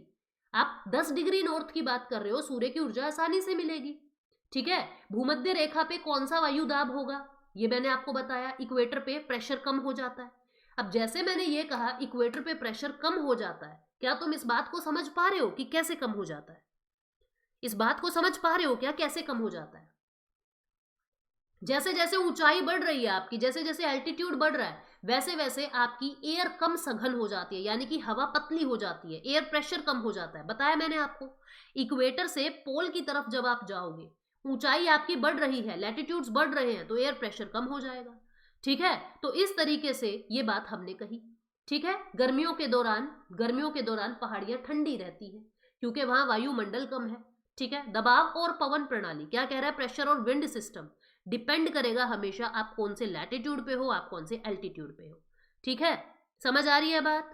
जैसे जैसे समुद्र से दूरी बढ़ती है इसका प्रभाव कम हो जाता है। ठीक है, जैसे समझो भाई, जैसे आपको मैं एग्जाम्पल देके समझाती हूँ। मेरा घर यहाँ है, ये एक समुद्र है। ठीक है, ये एक समुद्र है, ये एक समुद्र है, बादल जैसा दिख रहा है, समुद्र है। मेरा मेरा घर तो यहाँ है ए लोकेशन पे, और मेरे दोस्त का घर यहाँ है, मेरे दोस्त का घर यहाँ है। ठीक है, मेरे दोस्त का घर यहाँ है बी पे। तब तुम यूं देखो, इस समुद्र के अंदर कुछ भी अगर होता है तो इसका प्रभाव मुझे ज्यादा पड़ेगा या मेरे दोस्त को ज्यादा पड़ेगा? आप कहोगे जी आपको पड़ेगा, आप उसके बिल्कुल नजदीक रहते हो। आपको पड़ेगा, आप उसके बिल्कुल नजदीक रहते हो। तो बिल्कुल यही, समुद्र से जैसे जैसे दूरी बढ़ती रहती है उसका इंपैक्ट, उसका प्रभाव कम होता जाता है। ठीक है, उसका प्रभाव जो है वो कम होता जाता है। तो यहाँ पे यही बात लिखी हुई है, समुद्र से जैसे दूरी बढ़ती है, as the distance from sea increases moderating influence decreases, वो जो आपको प्रभाव कर रहा है ना, उसका प्रभाव कम होता जाता है। ठीक है, समझ गए? चलो जी, अब आगे बढ़ते हैं हम। समुद्री धाराएं तटवर्ती हवाओं के साथ तटीय क्षेत्र की, अब जो समुद्र की धाराएं हैं वो कोस्टल एरिया वाले क्षेत्र को, तटों पे चक्रवात आया, तमिलनाडु के अंदर दिक्कत हो गई, चेन्नई के अंदर दिक्कत हो गई। क्यों? क्योंकि समुद्री धाराएं उन्हीं को ही प्रभावित करेगी, हरियाणा वालों को थोड़ा ना प्रभावित करेगी। ठीक है, ओशन करंट्स भी इफेक्ट करते हैं। कुछ समुद्रीय, कुछ महासागरीय धाराएं ठंडी होती है, कुछ गर्म। रिलीफ क्या है, क्या कहता है, कभी कभी क्या होता है, बीच में पठार या पर्वत ऐसे आ जाते हैं, हवाओं की दिशा मोड़ देते हैं टकराने के बाद। तो जो ये रिलीफ है, जो उच्चावच है, ये भी आपकी कोल्ड या बारिश को, ठंडी हवा को, गर्म हवा को प्रभावित कर सकते हैं। अब आपको पता है रूस की तरफ से भारत में बहुत तेज ठंडी हवाएं आती है, इतनी ठंडी कि सब कुछ जम जाए। लेकिन अपना जो ये हिमालय की पूरी शाखा है ना, जो पूरी रेंज है हिमालय की, वो उन हवाओं को रोक लेती है। ठीक है, जिसके कारण इंडिया के अंदर कभी भी ऐसी सिचुएशन नहीं होती कि आप जी ही नहीं सकते। अब भारत की जलवायु को प्रभावित करने वाले कारक कौन कौन से हैं, इसको हम कल की क्लास में करेंगे। आपको कुछ भी अगर पूछना है यहां तक तो आप पूछ लीजिए, कुछ भी अगर पूछना है तो पूछ लीजिए, कोई भी डाउट है पूछ लीजिए जल्दी से। इस चैप्टर में और टाइम लगेगा, ये चैप्टर होने के बाद अगला चैप्टर जो है वो आपको समझ आ जाए। कल ये पूरा हो गया, ठीक है, और बस फिर तो अगले दोनों चैप्टर जो है वो एक ही क्लास में हो जाएंगे, आसान से है वो, तो उसमें समझने का नहीं है, थ्योरी थ्योरी। जल्दी बोलो कोई भी डाउट है तो।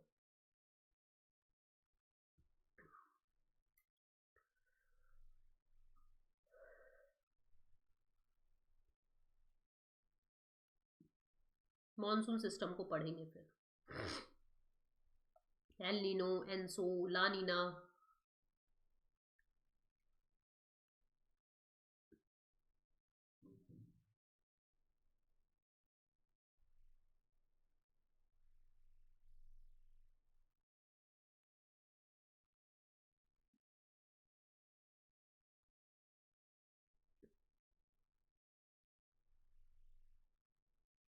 अच्छा, मजा आया क्लास में? कंसेप्ट क्लियर हो रहे हैं? बिल्कुल बना दूंगी पूजा, बिल्कुल बना दूंगी। कंसेप्ट क्लियर हो रहे हैं? यूं तो किसी को फीलिंग नहीं आ रही मेरे पैसे वेस्ट हो गए? सच्ची सच्ची बता दो, मुझसे शर्माने की जरूरत नहीं है। किसी को भी ऐसा तो नहीं लग रहा भाई यार क्या ही ले लिया, मेरे तो पैसे वेस्ट हो गए?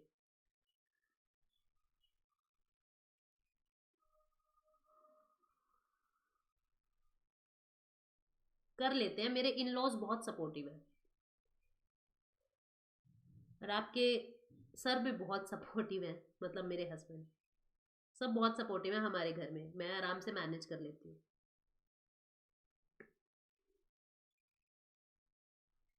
हाँ पूजा, हो जाएगा।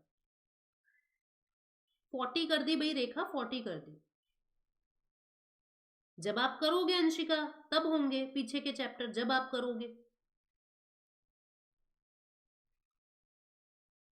कोई नहीं लक्षु, बाद में कवर कर लेना लेकिन।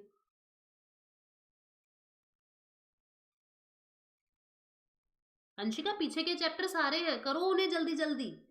जैसे सैटरडे संडे मैं क्लास नहीं लेती, ठीक है, सैटरडे रिवीजन का होता है, संडे आपका टेस्ट होता है, तो आप उन दिनों उनको 2 दिन को यूज करो, है ना। तो इस तरीके से आप जल्दी जल्दी पीछे वाला करोगे, है ना।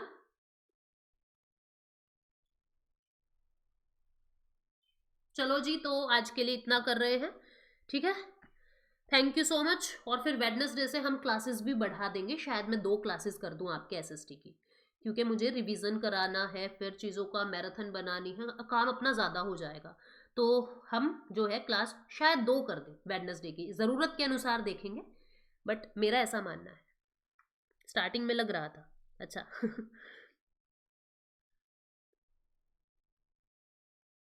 अब तो नहीं लग रहा गीता को।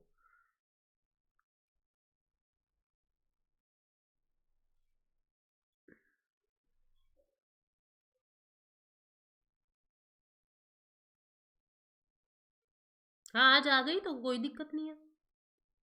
बस यही हो जाता है यार, बैच लेट लेते हैं ना, तो फिर वो पीछे का बल्क इकट्ठा हो जाता है, तभी मैं कहती हूँ बैच को टाइम से ले लिया करो। तब तक हम सोचते रह जाते हैं क्या कुछ होगा नहीं होगा, ले या ना ले। तुम क्या, मैं भी सोचूंगी भाई, पैसे मुश्किल से इकट्ठा करता है हर कोई इंसान, मैं समझ सकती हूँ इन भावनाओं को। थैंक यू रेखा। सारी वीडियो कम तो फोन नंबर नहीं है तुम्हारा मेरे पास, मुझे बताना तुम लोग, और मैं आप लोगों का गूगल मीट कर दूंगी जब क्लास कंप्लीट हो जाएंगी, तब भी मैं तो हूँ।